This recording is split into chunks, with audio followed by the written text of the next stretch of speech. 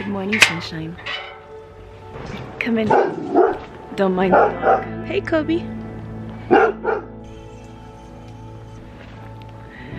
So I've been dying to give you a house tour and show you what a beautiful home we ended up living in after all the house hunting. But I also want to give you some pointers on things to keep in mind as you're looking for a house in San Cristobal or even maybe Mexico.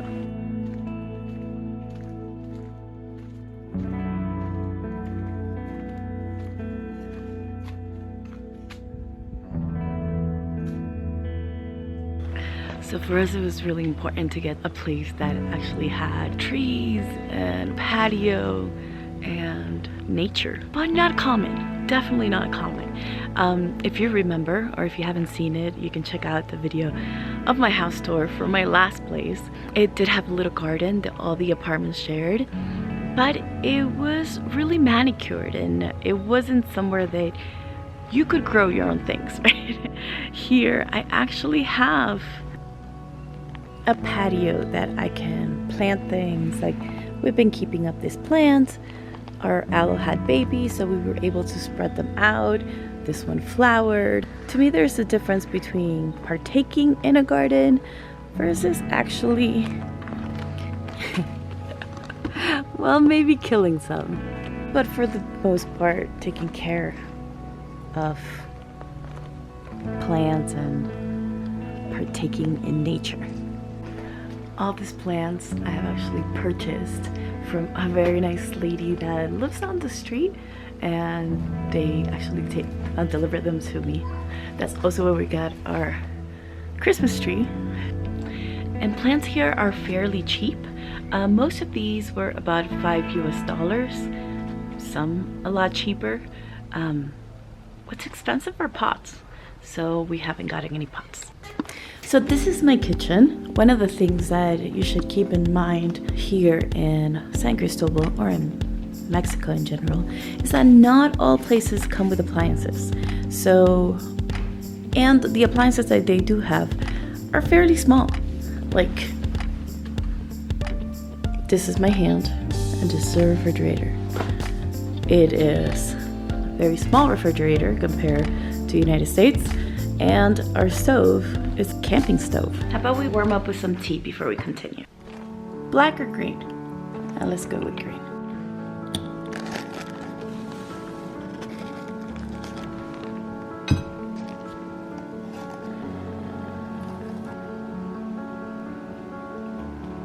Another thing is temperature control. Most of the places in Mexico are not temperature controlled. Now in Merida we had a place that had AC, but AC wasn't common in most houses, and it wasn't common in every room. So maybe the bedrooms would have AC, but the living room wouldn't have AC. Here in San Cristobal, as you can see, I am wearing a coat inside the house because it is freezing. So house construction here is concrete, and it seems to retain the cold very, very well. So my house becomes like a refrigerator. In the last apartment we had in Santa Lucia, we didn't have any windows. So during the summer, it was actually quite hot inside. Not intolerably hot, but definitely like you would sleep with a sheet and you would be comfortable. You just have to consider what you prefer, what your trade-off would be. Because for me, having windows and being in nature are much more important than being cold. So we adapt. I get up in the morning, I make me some hot tea. I sometimes will turn on the space heater in the kitchen area and dress appropriately. While we're in the kitchen and you're having your tea, let's talk about the stairs. So our place in Merida didn't have a railing, and their new place in San Cristobal doesn't have a railing. Stairs are a hit or miss. I have yet to see an apartment with a staircase that has a railing. So it doesn't seem to be very common. So if you have little kids, this is something you might want to consider. My niece did visit during the holidays and we were able to handle it just fine, but there was a lot of stopping her from jumping off, you know, like she would go a little higher, a little higher, a little higher, trying to jump off the staircase. So yeah, that's a thing here. Going back to the appliance things, ovens are not very popular here.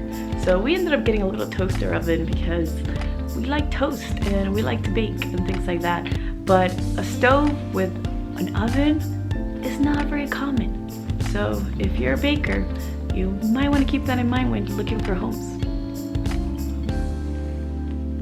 Okay, done with your tea? Let's go to the living room.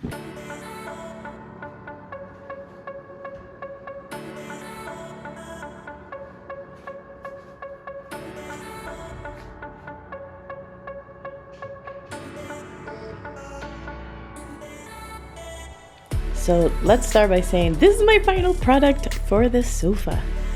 And if you've seen my last videos, you know that I had a really hard time finding furniture, and what I decided to do is make my own. And of course I didn't make from scratch, but what I did is I put things together in the way I wanted so it would serve my purpose. For example, we have a lot of sleepovers. So what I did is I took 2 single beds, I cut off the legs to make them shorter so it would be a more comfortable sitting height. I made the backing and added a wood backing so my curtains can flow. And then I covered it. This is a local hand woven bedspread that I cut up and sewed up to act like a sofa cover. I really like using whatever's available in each location, so that way you really feel like you're supporting local economy, and 2, you're in a new place, you know? So I don't decorate my home the same everywhere we go. We try to customize it to wherever we're at. So another thing you might want to keep in mind when getting a home is whether it comes furnished or not. This one came furnished, but in the living room it only had a single mattress that we ended up using in Kiara's room, and it didn't really have much other furniture.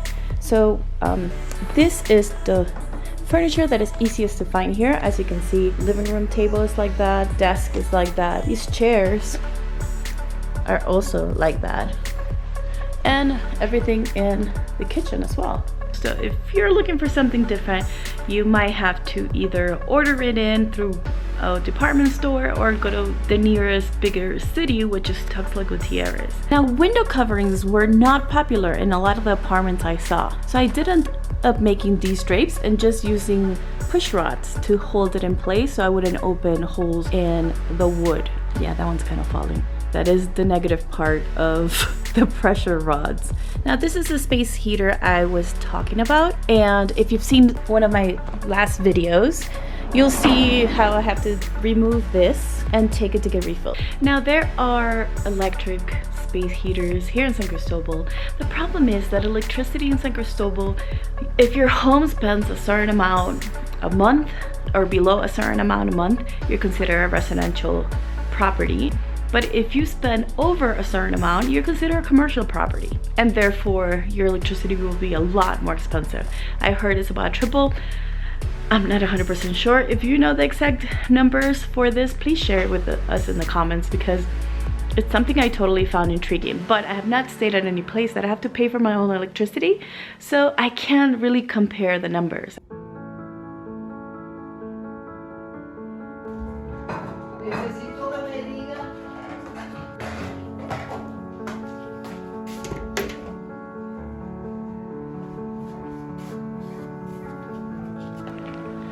This is one of my favorite places in the house, and this is why. The view is just magnificent. And at night, when they have fireworks and cohetes, you can see them all around the perimeter. And then somewhere around here is the Church of Guadalupe. Now, gas tanks. A lot of the houses here come with these kinds of tanks, and which there's a truck that passes by and changes it out for you, and they'll change the whole tank. The little one we have in the space heater, that one you have to take to get filled up, but these get delivered. Now, if you watched this video, our gas is leaking, so I got some tools. We're gonna fix this.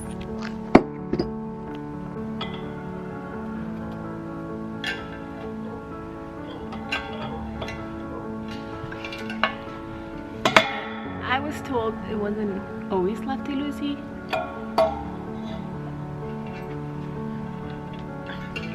So I'm trying to go the other way.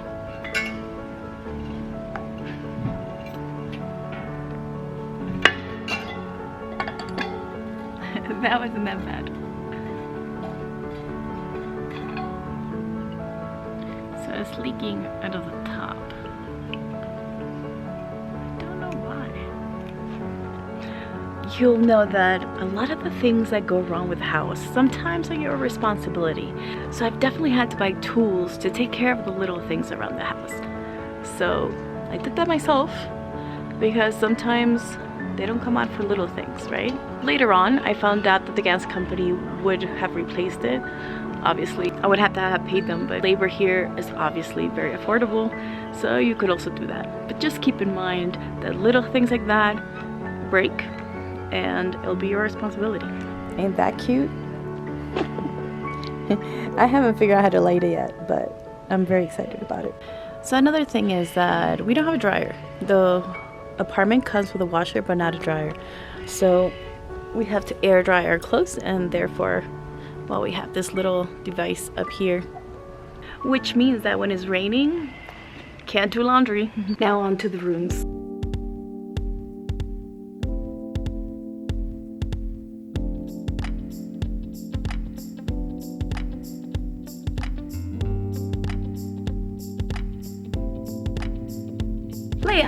Layouts are an issue. Okay, so we have 3 rooms. There's this room, there's that room, and there's that room. Now to get to that room and that room, you need to go through this room. And then this room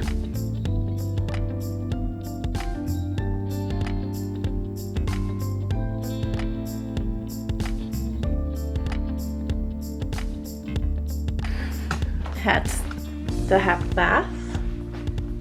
And that room has the full bathroom with the shower. So there isn't much privacy between all 3. Out of all the apartments we saw, and if you haven't seen that video, I'll link it below. We saw 7 or 8 different apartments, and each one of them, even within the same building, had completely different layouts. And there's a lot of places that have spaces that are open to the elements. So maybe like the living area that connects the bedrooms will not have a full window, maybe just a tarp covering it, or just a full-on patio in the middle connecting the bedrooms. And when you live in such a cold place like San Cristobal, that might be an issue for you. Also, fireplaces and wood-burning stoves and things like that could definitely help heat up your house without you having to spend money on gas or electricity.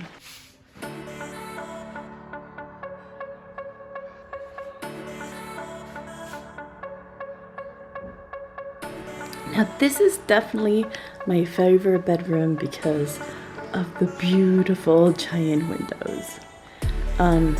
But it presents another hazard for little ones, so it's something we had to be careful when my niece came over. But again, totally worth it. I only have teenagers, so it does not affect me one bit, and I'm totally grateful for not only the view, but being able to open the window. Something I learned from the previous apartment is that not all windows open. Some windows stay closed and they're just for view. So I definitely wanted windows that opened when I looked for this place.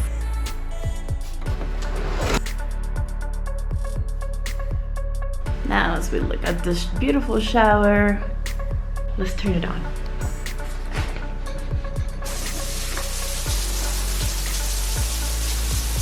With a beautiful view.